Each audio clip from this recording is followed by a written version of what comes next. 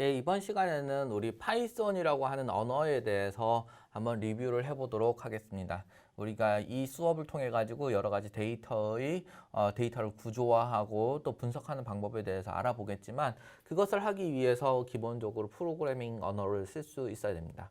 그래서 이번에는 파이썬이라고 하는 이 언어를 어떻게 쓸 수 있는지에 대해서 알아보도록 하겠습니다. 이번 주차를 통해서 익혀야 되는 것들은 다음과 같은 것들이 있습니다. 그래서 이런 것들은 여러분들이 이 주차를 다 마쳤을 때 할 수 있도록 준비를 하면 좋겠습니다.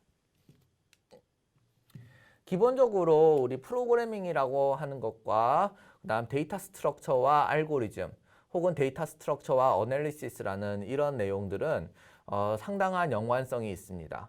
연관성이 있지만 서로 좀 다른 레이어의 다른 계층의 일을 한다고 보시면 되겠습니다. 기본적으로 프로그래밍이란 무엇이냐? 프로그래밍이라는 것이 도대체 데이터 스트럭처와 알고리즘에 있어가지고 어떤 의미를 가지느냐라는 내용이 되겠습니다. 프로그래밍이라는 것은 기본적으로는 구현하는 도구가 되겠습니다. 예를 들면 이런 상황을 생각을 해봅시다. 여기 있는 이 건축가도 엔지니어죠. 시빌 엔지니어죠. 아키텍처. 이 아키텍처가 지금 열심히 집을 지으려고 하고 있습니다. 이 사람 손에 지금 들고 있는 것은 설계도지요. 맞습니다. 이 곳곳에 사람들이 이 집을 어떻게 이용하면 좋을지 거기에 대한 아이디어가 담긴 이 설계도라는 것을 가지고 있습니다. 이 설계도는 기본적으로 사람들의 여러 가지 행동이라든지 여기 이 집 속에서 할 일이라든지 이런 것들을 잘 도와줄 수 있는 그런 구조화가 잘 되어져 있습니다. 구조화가 되어져 있고, 그 다음에 이 사람들이 이 속에서 어떻게 오퍼레이션 할 것인지, 어떻게 일상을 살아갈 것인지, 아니면 어떻게 업무를 할 것인지에 대한 그런 동작에 대한 것도 나름대로 생각을 해서 구조를 넣는 것입니다. 그런 동작에 대한 부분도 감안을 하여서 이 설계도를 그리는 겁니다. 그러면 또 이 사람은 설계도만 그리는 건 아닙니다. 설계도를 그리고 나서 그것을 시공을 하지요. 예, 집을 짓게 되겠습니다. 그럼 집을 지으려면 어떻게 해야 되겠느냐? 집을 지을 수 있는 도구가 필요합니다. 장비인 거죠. 예를 들면 물론 삽과 망치와 다 그런 것들 가지고 지을 수도 있겠지만, 그러면 힘들 것이고, 이런 다양한 중장비들을 활용해 가지고 이제 이 설계도를 현실화하는 과정이 되겠습니다. 이 엔지니어에게는 이쪽의 설계라는 것도 필요하고, 그 다음에 이것을 뭐라고 하겠습니까? 구현이라고 제가 해보겠습니다. 이 구현이라는 측면도 필요합니다. 이 구현이라는 측면을 하기 위해서 우리는 프로그래밍이라는 것을 쓸 것이며, 그 다음에 설계라는 것을 잘 하기 위해서 기본적으로 UML이라고 하는 어떤 스탠다드한 설계 형식을 차용해서 설계를 그릴 수 있을 것인데, 근데 그 속에서도 이 설계는 기본적으로 데이터 스트럭처와 그 다음에 여기다 쓰겠습니다. 데이터 스트럭처와 그 다음에 알고리즘이라는 것을 생각을 해야 되겠다라고 하는 그런 내용이 되겠습니다. 그래서 우리가 어디에 화장실을 놓을 것인지, 그 다음에 이 화장실을 사람들은 어떻게 찾아낼 수 있을 것인지, 이런 것들에 대한 고려가 필요한 고려가 필요한 것이죠. 그래서 그것을 현실적으로 설계하고 또 구현하는 그런 문제가 되겠습니다. 이 두 가지는 전부 다 중요한 일입니다. 여러분들은 프로그래밍만 잘 할 수 있으면 되지라고 생각하는데, 사실 여러분들 아마 산업체에 계시는 분들도 초급 기술자, 중급, 고급, 특급 이렇게 올라가면서 단순히 프로그래밍만 잘해서는 안 된다라는 것을 느끼실 겁니다. 현실 학생들도 마찬가지입니다. 학생들도 단순히 프로그래밍 잘하는 학생들은 사실은 우리나라 많은 대학생들이 그렇습니다. 거기서 나를 더욱더 특별하게 만들 수 있는 것은 어떻게 하면 진짜 엔지니어로서 설계를 잘 할 수 있는 것인가? 설계를 할 때는 이것을 정적인 구조화를 어떻게 설계할 것이고, 정적인 구조라는 것은 동적인 동작을 어떻게 감안을 하여서 이 구조를 설계하는가? 거기에 대한 내용이 되겠습니다. 해서 우리는 이 데이터 스트럭처와 데이터 스트럭처 앤 알고리즘과 프로그래밍은 이러한 관계에 있다고 보겠습니다. 물론 한 사람이 그것을 다 잘할 수는 없습니다. 그래서 이 수업은 기본적으로는 좋은 디자인을 하는 것을 원하고 있습니다. 좋은 디자인을 하기를 원하고 있고 저희들이 그것을 현실화시킬 수 있는 최소 한도의 구현을 해보려고 합니다. 디자인이 나쁘고 좋은 임플리멘테이션이면 어떨까? 이 두 가지를 비교한다면 어떨까요? 아마 사람마다 다 의견이 다를 것입니다. 저는 개인적으로는 좋은 디자인이 있으면 구현이 좀 안 좋아도 참을 수 있다고 생각합니다. 하지만 좋지 않은 디자인이면은 아무리 구현이 좋다고 해도 이것은 충분한 가치를 우리가 내보일 수 없다고, 이 열심히 구현한 사람들의 노력마저도 잘 보이지 않게 되는 그런 문제라고 생각합니다. 그래서 이 엔지니어, 설계를 하는 엔지니어의 역할이 정말 중요한 것이죠. 자, 앞에서 우리 다양한 장비를 활용해야 된다고 여기서 그림이 있었죠.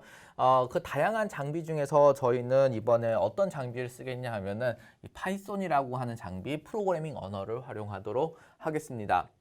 이 파이썬이라고 하는 것은 기본적으로는 91년도에 발표가 된 언어입니다. 인터프리터 언어라고 하는 것이 되겠습니다. 이 인터프리터라는 언어와 대칭에 되어 있는 반대의 영역에 있는 것이 바로 컴파일러 언어가 되겠습니다. 컴파일러 언어라고 하는 것은 실행 이전에 프로그램을 딱 실행할 수 있는 좋은 상태로 만들어 놓고 최적화 시켜 놓고 실행을 하겠다라는 그런 개념이고, 이 인터프리터라는 것은 최적화되지 않아도 좋으니 그때그때 프로그램이 그때그때 실행이 될 수 있도록 쉽고 빠르게 만들 수 있는 그런 언어가 되겠습니다. 그래서 컴파일러 언어보다 인터프리터 언어가 제약 조건이 조금 덜한 그런 측면이 있습니다. 해서 저희가 우리 데이터 스트럭처인 알고리즘이라는 이 근본적인 설계의 목표를 잘 가르치는 데 있어 가지고 적절하다고 생각되어져서 일단 인터프리터 언어를 활용하게 되겠습니다. 두 번째로 이것은 오브젝트 오리엔티드 개념을 가지고 있습니다. 사실 현대의 많은 구현들은 이미 오브젝트 오리엔티드를 기반으로 하고 있습니다. 그렇기 때문에 이것이 어떻게 보면 새로운 내용이 아닐 수도 있습니다. 우리가 특히 설계라는 것을 하고 어떤 개체를 설계를 하고 아니면 어떤 오브젝트 인스턴스를 설계를 하고 이런 것들에 대해서 이제 앞으로 점점 그것들을 자료를 구조화하는데 어떻게 활용해 나갈 것인지 배울 것입니다. 그럴 때 이 오브젝트라고 하는 것은 앞으로 또 배우겠지만 이 중요한 역할을 하기 때문에 오브젝트 오리엔티드 언어를 쓰는 것은 필요하겠습니다. 그 다음 이 다이내믹 타이핑을 지원한다라고 하는 그런 특징이 있습니다. 많은 컴파일러 언어들은 다이내믹 타이핑을 하지 않고 이미 딱 변수를 선언하고 그 변수의 형이라는 것도 선언해야지 되는 그런 형태의 언어인 것이죠. 하지만 또 많은 인터프리터 언어는 그때그때 타입이 변할 수 있도록 또 지원을 해주고 있습니다. 이것은 구현의 용이성을 위해서 이런 것들을 이제 선택을 하게, 이런 특징이 좋다고 보여져서 파이썬이라는 언어를 선택하게 된 것입니다. 그리고 이것은 좀 더 현실적인 이유입니다. 인더스트리와 아카데미아에서 점점 더 많이 쓰여지고 있습니다. 많은 우리 학생들이 또 졸업하고 대학원으로 가기도 하고 또 취직을 하기도 합니다. 어디 가나 이제는 파이썬이라는 언어가 쉽게 볼 수 있는 그런 언어가 되었습니다.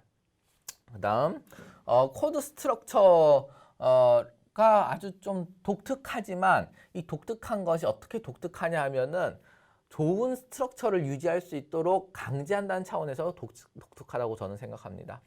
예를 들면 가장 대표적인 것이 맨데토리 인덴테이션이라든지 이런 개념인데 앞으로 또 알아볼 것인데 이 코드를 짤 때 좀 이렇게 짜세요라고 규칙을 잘 정해놨다라고 하는 그런 측면이 좋았습니다. 규칙이 더 있으면 더 프로그램 짜기 힘든 거 아닌가요? 라고 생각을 할 수 있습니다. 그런데 사실 그런 규칙을 한번 이해하고 나면은 그러면은 그 규칙을 따라서 행동하는 것이 오히려 자유롭게 행동하는 것보다 더 쉬울 수 있습니다. 그렇기 때문에 좋은 규칙들을 가진 언어를 선택하는 것이 좋겠죠.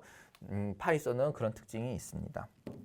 자, 그 다음 패스트 디벨롭먼트 스피드가 있고 슬로우 엑스큐션 스피드라는 것이 있습니다. 이것은 아까 말했던 또다시 이제 이 컴파일러 언어의 특징을 보여주는 그런 내용이라고 보겠습니다. 이제 기본적으로 우리가 개념이라는 것을 잘 이해하고 여러분들이 언어에 큰 장벽 없이 아이디어를 설계하는데 이렇게 실제로 구현까지 될 수 있겠구나라는 것을 보이기 위해서 구현을 하는 것이니 그래서 테스트 디벨롭먼트가 되면서 이 실행이 그렇게 옵티마이즈 되어 있지는 않은 형태로 우리가 진행을 해 보도록 하겠습니다. 마지막이지만 가장 최근 들어서 중요해지는 이슈가 있습니다. 그것이 바로 이 이슈입니다. 이 데이터 어널리시스에 잘 스페셜라이즈 되어 있습니다. 많은 수리적인 그다음 통계적인 라이브러리들이 있어가지고 우리가 분석이라는 것을 진행할 때 참 잘 활용할 수 있는 그런 언어가 파이썬이 되겠습니다. 그리고 텐서플로우라든지 아니면 다른 다양한 미래의 우리가 기계학습이라든지 아니면 인공지능이라든지 그런 미래의 과목들을 배울 때 큰 도움이 될 수 있는 그런 언어이기 때문에 그래서 이 데이터 어널리시스라고 하는 차원에서 도움이 되게 되겠습니다. 파이썬을 아는 것은 도움이 됩니다.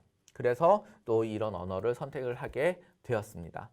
이번 과목을 통해서도 가끔씩 이제 이 데이터 분석이라고 하는 측면에 대해서 더욱더 소개하며 파이썬의 기능을 이용해 보도록 하겠습니다. 자, 이렇게 파이썬이라는 언어를 활용하기로 결정하고 난 다음에는 이 파이썬이라는 언어를 활용해서 어떻게 개발을 잘 수행할 수 있을까 라는 것을 고민을 해야 됩니다. 해서 이 프로그래밍과 execution environment를 설정을 해야 되는데요.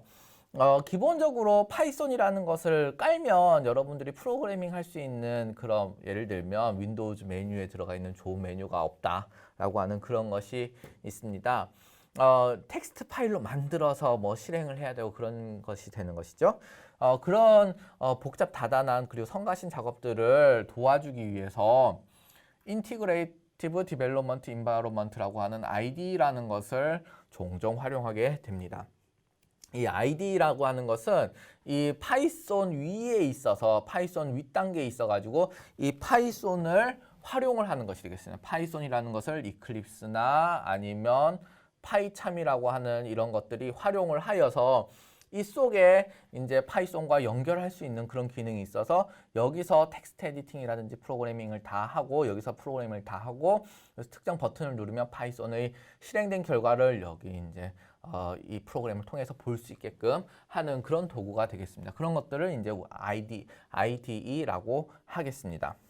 이 IDE를 활용하면 기본적으로 구현의 시간이 줄어들 수가 있고 또 디버깅하는 시간도 당연히 줄어들게 되겠습니다. 그리고 저는 기본적으로는 여러분들 사이에 또 토의도 하고 그 다음에 코드 같은 것들 서로 공유도 할 수 있다고 생각하기 때문에 물론 숙제에 대한 코드를 공유하면 안 되겠죠. 어쨌든 이 수업 시간에서 서로 실습할 때는 공유할 수 있다고 생각하기 때문에 같은 IDE를 쓰는 것이 중요하다고 하겠습니다. 필요합니다. 그래서 파이썬이라는 것을 파이뎁이라는 것을 활용해서 이클립스에 연결해서 쓸 수도 있고 아니면 파이썬이라는 것을 파이참이라고 하는 이런 환경에서 활용을 할 수 있게 되겠습니다. 만약 여러분들이 대학생이라고 하고 아니면 이제 우리 어떤 교육기관에 소속돼 있다고 하면은 그럼 이 파이참이라는 것을 여러분들은 쉽게 활용할 수 있고 그다음 공짜로 활용할 수 있습니다. 그래서 이 수업 시간에서는 기본적으로는 파이참을 기본적인 이제 실행 도구로 생각을 하도록 하겠습니다. 그래서 뭐 그거 이외에도 사실은 이클립스라고 하는 좋은 IDE가 있습니다. 그래서 이클립스를 활용해서 파이썬 개발을 수행을 할 수도 있겠고요. 아니면 파이참이나 뭐 다른 형태의 그런 것들도 있습니다. 그래서 다른 IDE로 쓸 수도 있겠습니다. 그래서 여러분들 뭐 다양한 이제 그 웹페이지라든지 이런 것들을 통해 가지고서 여러분들 이 인스톨을 이제 지원을 받을 수 있을 것이고 그것은 또 별도로 이런 것들은 매뉴얼을 보면서 따라해보는 그런 과정이 필요할 것으로 생각합니다.